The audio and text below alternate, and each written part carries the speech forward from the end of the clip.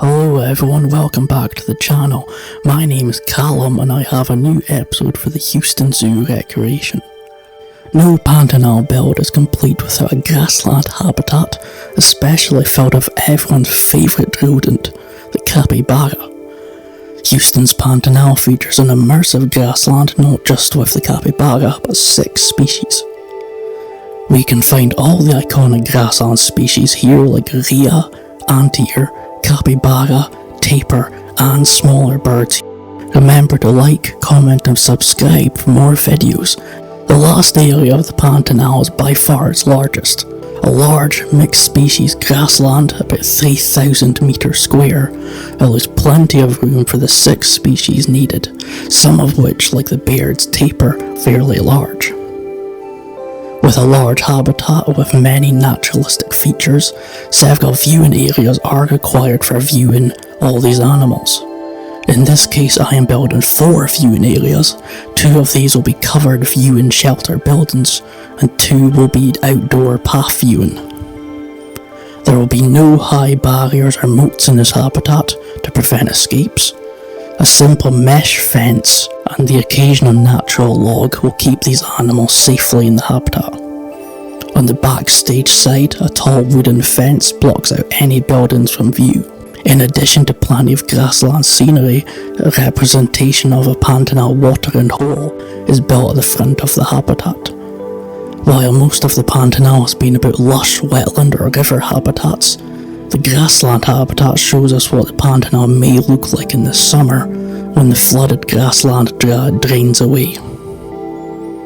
With a wetland gone for the season, these watering holes are the main source of water for many animals in the Pantanal. Animals from all over travel to these watering holes and meet in larger numbers, both prey and predator. This is what I believe the large amount of animals represented in this habitat is showing off. The diverse selection of animals, both typical large mammals of the Pantanal and the diversity of birds. What animals can we find in this habitat though? We know it's 6 species by now, so let's go over them. Let's start with the largest, the greater rhea. The largest bird of the Americas is related to the far more famous ostrich or emu birds, all members of the flightless ratite family. Rhea are grassland birds which prefer open land and often seen moving in family groups across the Pantanal. Although flightless, rhea have long wings which they use to maintain balance when running and during courtship displays. A much smaller bird is the southern screamer. These are the guard birds of the Pantanal, as we can guess these are pretty loud birds. Screamer are known for their loud, trumpet-like calls which can be heard over 2 miles away. These extremely loud calls warn other animals of approaching danger, especially in the wetland habitats of the Pantanal, the southern screamer's preferred habitat. They are strong swimmers and feed on many kinds of aquatic plant material. Next up, everyone's friend, the capybara. The world's largest rodent are keen swimmers and found pretty much everywhere throughout the Pantanal. Capybara have gained a chill reputation as they are highly sociable animals. They often live in family groups of up to 40, even at times with other friendly species. However, life for the capybara isn't all relaxing. Jaguars and caiman are known to hunt capybara on the riverbanks of the Pantanal. An imposter of the Pantanal who clearly doesn't belong here is the baird's tapir. These are the largest tapir species and live in the northwest South America and lower Central America, far, far away from the Brazilian Pantanal. The baird's tapir, however, is endangered. Deforestation, forest fires and poaching are huge threats to this tapir species. Though the animal is only hunted by a few humans, any loss of life is serious as their reproductive rate is so slow. Multiple births are in fact extremely rare. Of great importance to the Houston Zoo is the conservation of the giant anteater, the largest anteater species known for the long snout with its very sticky tongue. Termite mounds are a sign for a feast, where anteaters can lick up to 30,000 ants or termites in one day. The Houston Zoo actively supports giant anteater conservation programs.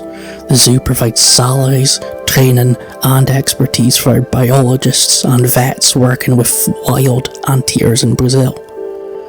Equipment like camera traps and tracking devices are also provided to study and better understand giant anteater movement patterns to reduce the likelihood of road accidents where anteaters frequently cross.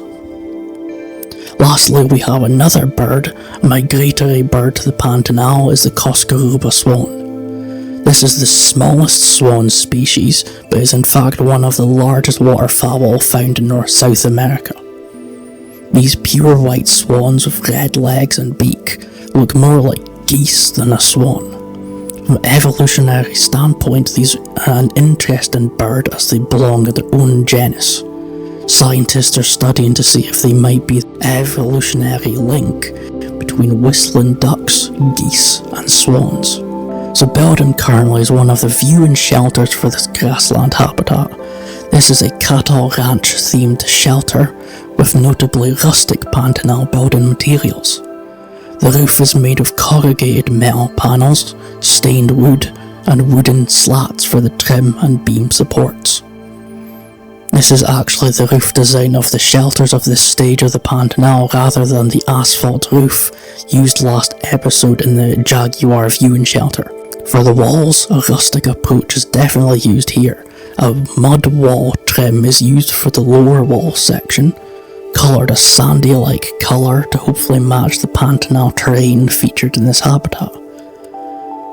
Next, the wall uses Indonesian stained timber, again coloured a light sand colour. This wood, which I don't often really use, worked great for a natural wooden wall, especially with the narrow gaps between the shelter corners and the doorframe. Overlapping of the wood is expected and will have minimal effect on the appearance, as the shelter will also include a thin wooden slat frame running all around the shelter, both inside and outside. Now, talking about cattle ranching is one of the most prominent challenges for Pantanal conservation. For generations, the region's cattle ranchers have practiced low-impact, low-intensity cattle farming. A result of the Pantanal flood pulse every year prevented much development inside the Pantanal. 90% of the Pantanal is home to an estimated 3,000 cattle ranches, among one of the world's most conservated wetlands. More than 80% of its native vegetation and wildlife remains, where elsewhere in Brazil they are endangered. Ranching and nature has maintained a balance for these generations. However, as we can come to suspect, recent developments in the region threaten to destabilise this fine balance. Increase in deforestation, change in land use, arrival of intensive livestock production, and nearby infrastructure projects threaten the ecological health of the Pantanal. Much of this actually has to do with the political climate in Brazil rather than existing low-impact ranchers changing their ways. Pantaneiro cattle ranchers have widespread concern that changing land use threatens their livelihood, mainly due to intensive cattle methods displacing traditional low-impact ranching. Lack of funding for environmental protection, law enforcement, or monitoring the region's biodiversity is also to blame. This is why institutions like the Houston Zoo, supporting giant anteater conservation, are extremely important for the biodiversity of the Pantanal. With the animals inside the grassland habitat, now I can start the fun part of the building, the foliage. First, though, several enrichments are spread across this large habitat, such as termite mounds for anteaters and a forage box for tapirs. Using the same rock cover for the forage box helps greatly for realism for this enrichment, made back in the giant otter episode, which features the cover for the mud bath in the otter habitat. The terrain is then painted sparingly with short grass paint for a grassland look. Originally it was painted with the rough sand paint, which helps for planning purposes. Then the next step of any grassland habitat, a layer of buffalo grass covering the entire habitat. Some parts of the habitat will be sandy instead of covered by grass to represent the drier Pantanal areas and likely areas more frequented by animals. After a healthy layer of larger tree placement, including smaller ash trees, strangler fig trees, and palm trees, I moved to place the small drum palm trees next to the natural mudbank walls. This helps introduce a larger and warmer foliage feel to the overall habitat without relying solely on temperate or tropical trees. Custom grasses from my grasses blueprint are key to a successful Pantanal grassland. While buffalo grass and blue stem grass are good enough, there are some grasses which are a little too complex to add simply. My versions of prairie dune grass and the ornamental pheasant's tail grass offer a unique blend of grasses that bring this habitat to life. These grasses are spread across the entire habitat except the sandy areas to build up this lush grassland atmosphere. The grasses are also placed at varying heights to add depth to the grassland. A huge mistake would be placing all these grasses at the same height, as it would look extremely repetitive and bland. Next up, a typical coverage of small creosote bushes fills in many of the gaps between the custom grass clusters. Creosote bushes are also an important tool for the background of the habitat, helping hide the wooden fence we don't want guests to focus on. Unlike the jaguar habitat, I am not using bramble bushes to finish off this lush foliage, but instead I use the dog bush.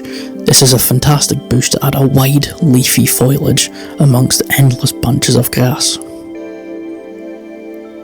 The Pantanal grassland is now complete, but that's not all this episode. The final stage of Houston's Pantanal is a set of 2 large aviaries for Pantanal birds. However, unlike the real zoo, I went away with a bunch of songbird and duck-filled aviaries, and instead wanted to represent some of the more famous birds of the Pantanal.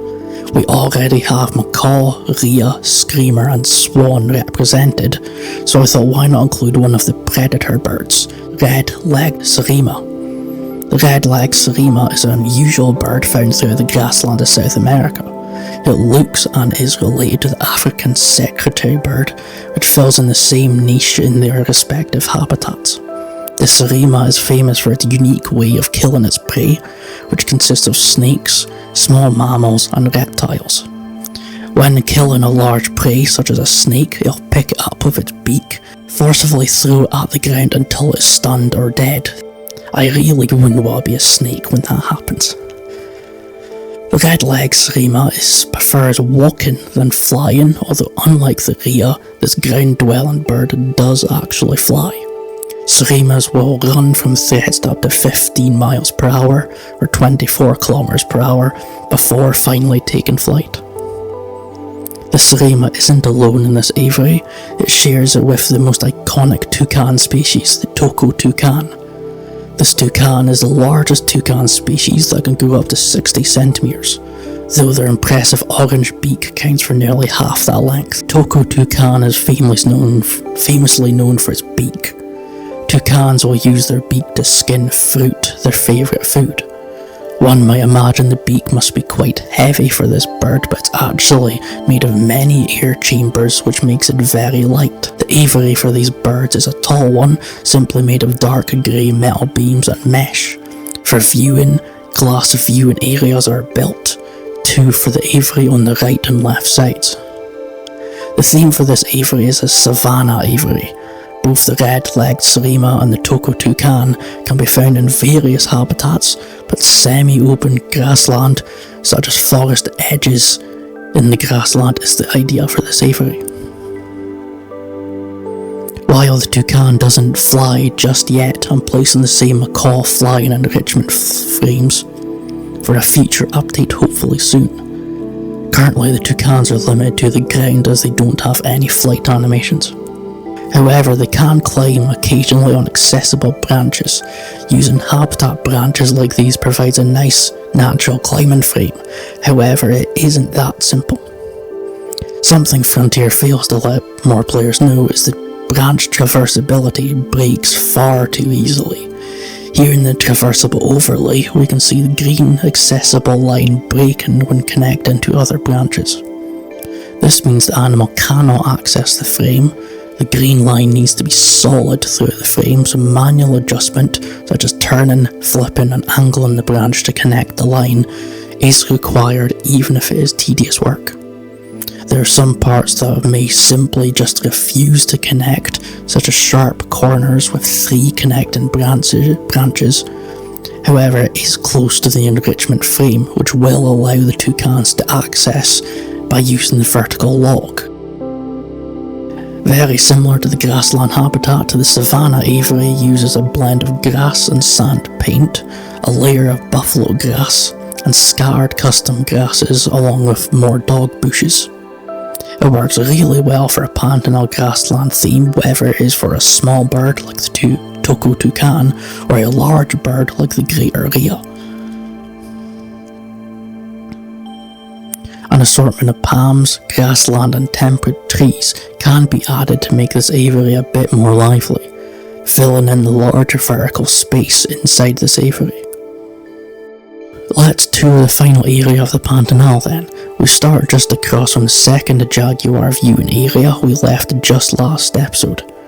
A wide view of the grassland pool or the Pantanal watering hole can be seen with many grassland plants and natural mud walls surrounding it. Animals like the capybara, giant anteater and coscobra swan are seen right ahead, enjoying a dip in the pool. To the left, the first viewing shelter can be seen. Like the jaguar shelter is a bright red colour, shaded by a wooden and metal roof. A sandy patch of ground lies right in front of the shelter and access to a portion of the pool. We can notice there is a barrier in the middle of the pool. For example, if the capybara has bred too much and foliage needs to regrow after harsh winter, capybara can be held in this habitat to allow the rest of the habitat to recover.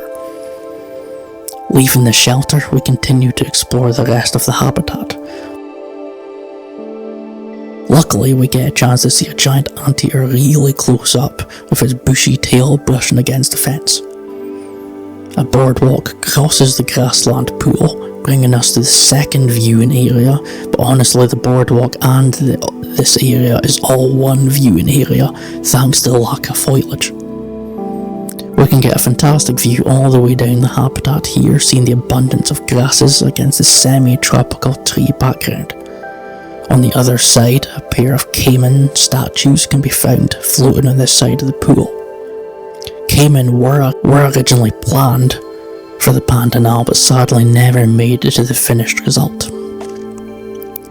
At the next viewing area then, we have lots of signage we can read. The tall sign educates us about the watering holes of the Pantanal, where the dry season will dry away most of the flooded grassland. By luck, more animals can be found. For wildlife sightings for the ecotourism we learned about back at the giant otter habitat.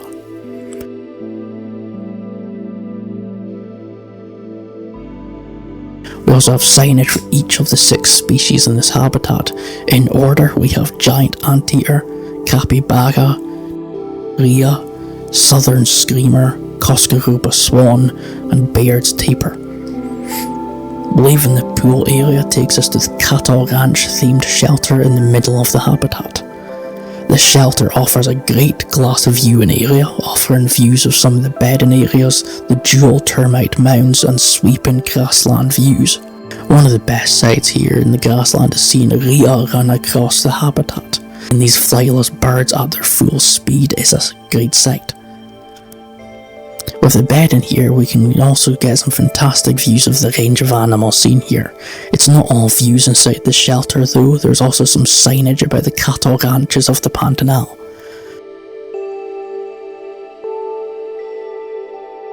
Sustainable ranching is the key topic for this signage. Unsustainable ranching, such as intensive livestock farming, is one of the greatest risks of the Pantanal.